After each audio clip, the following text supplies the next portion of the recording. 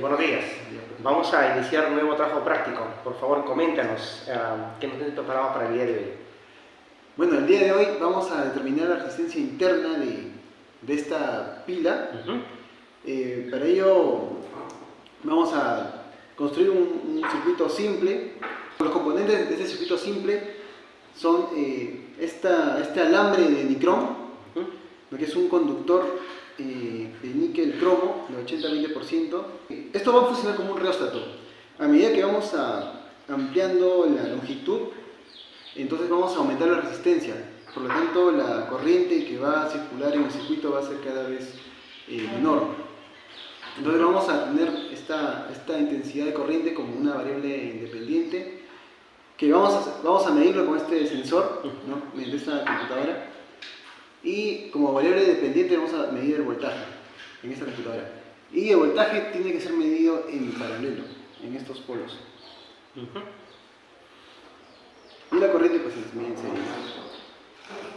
Así es. Pues tenemos intensidad por un lado y tenemos voltaje por otro lado. Así es. Correcto. Ahorita estamos midiendo solamente el voltaje de la pila, que me está dando 2.53. 2.53. O sea, a corriente cero, no circula corriente. La resistencia interna de la pila también no circula corriente, por lo tanto el voltaje de la pila es netamente 2.53. Correcto.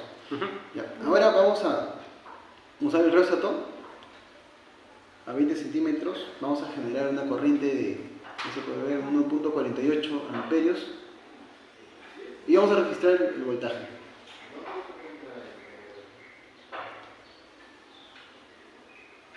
Unos 77 voltios. Sí, unos 27 voltios. Ajá, sí, correcto. Ya, ahora vamos a aumentar a 40 centímetros. 40 centímetros. Como variable independiente, 1.23 amperios. A ver, 1.23 amperios. Y voltaje 1.93. 1.93 voltios. Muy bien. Ahora 60. Ajá, 60.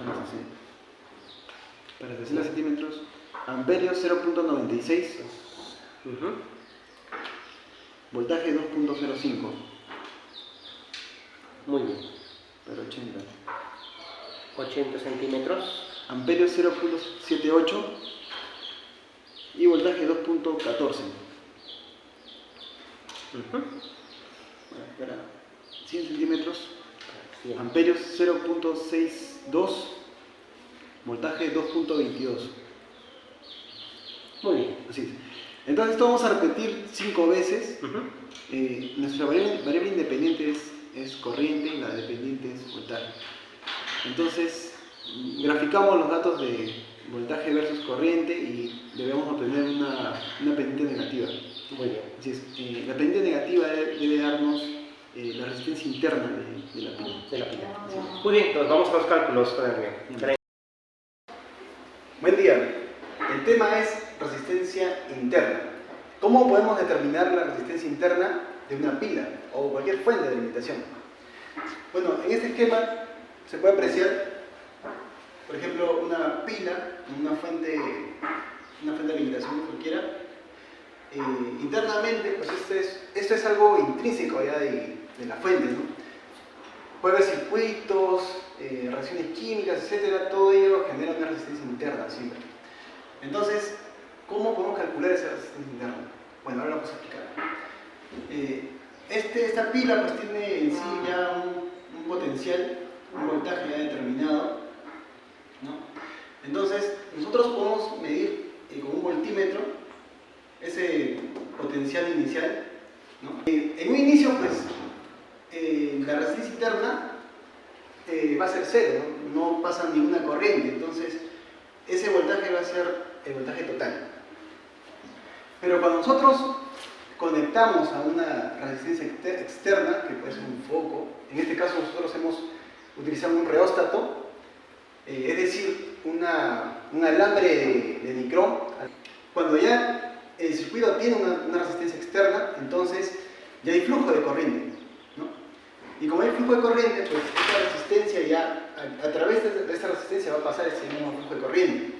Entonces hay un voltaje que va, digamos, a utilizar esta resistencia interna y otro voltaje que va a utilizar esta resistencia externa.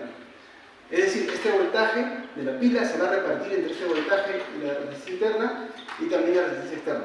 Vamos a verlo con ecuaciones. Aquí pues se va a generar toda una corriente en todo el circuito, en la misma corriente para todo el circuito. Entonces, esta corriente que va a circular va a ser igual al potencial de la pila entre la resistencia total, R externa y R interna. Entonces, pasamos para el otro lado, multiplica, ¿no? Intensidad por resistencia externa más intensidad por resistencia interna igual al potencial de la pila. Entonces, a través de esta resistencia externa también hay un voltaje, ¿no? Es este voltaje justamente lo que vamos a medir con un voltímetro, lo hemos medido ya en la parte experimental. Entonces, también pues vamos a medir la corriente que atraviesa por todo el circuito con un amperímetro.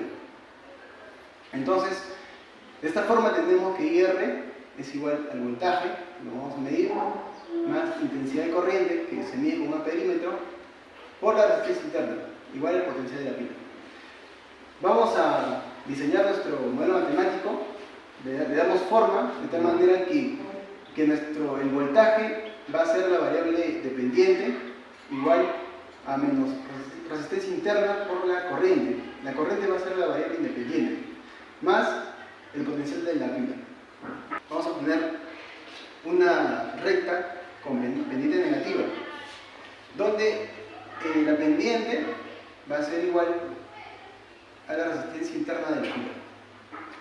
Entonces, tenemos ya los datos obtenidos a diferentes niveles de corriente, son 5 niveles de corriente, ¿no? Variable independiente, y se han tomado 5 repeticiones de cada voltaje, variable dependiente. De esta manera tenemos el promedio y con su respectiva incertidumbre.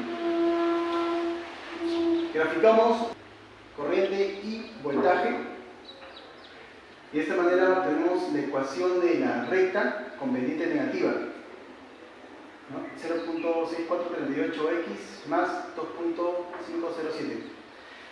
De esta ecuación de la recta sacamos la pendiente que viene a ser la resistencia interna de la pila. La resistencia interna de la pila es 0.644 y como pendiente máxima tenemos 0.691, mínima 0.626. De esta manera sacamos la incertidumbre más menos 0.032 ohmios, porcentaje de error 5.05%. Asimismo, el intercepto nos va a dar el potencial o el voltaje de la pila, que es 2.507 voltios, y justamente ese voltaje de la pila que habíamos medido. Adicionalmente, queremos hacer una comparación.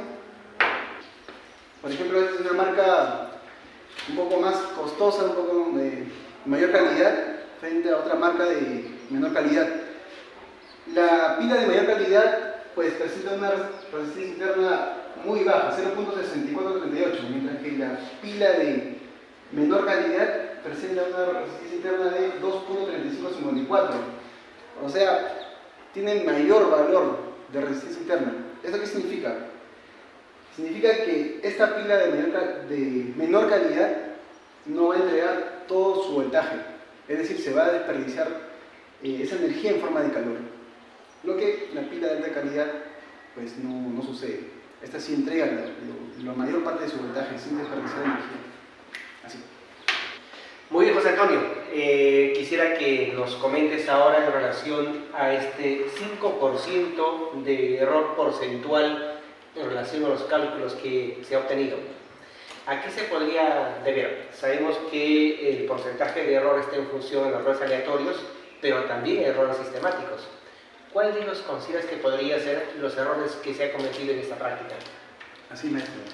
Bueno, al momento de tomar los datos en el Rosato, cuando fijemos la longitud podría ser que tomemos un error de paralelaje, puede ser, ¿no? Asimismo, el cable podría estar oxidado y no dejar pasar la corriente.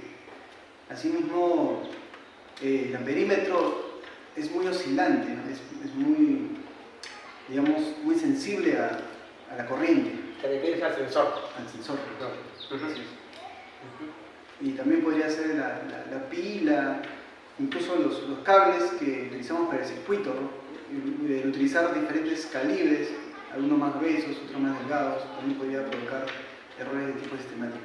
Y también comentaste la distancia de los cables, ¿no? Que debería ser lo más corto posible. Así es. Muy bien, entonces tenemos ya algunas ideas de los errores que deberían evitarse, disminuir y quizás tomar en cuenta para una siguiente evaluación. Muy bien, gracias José Antonio por la experiencia.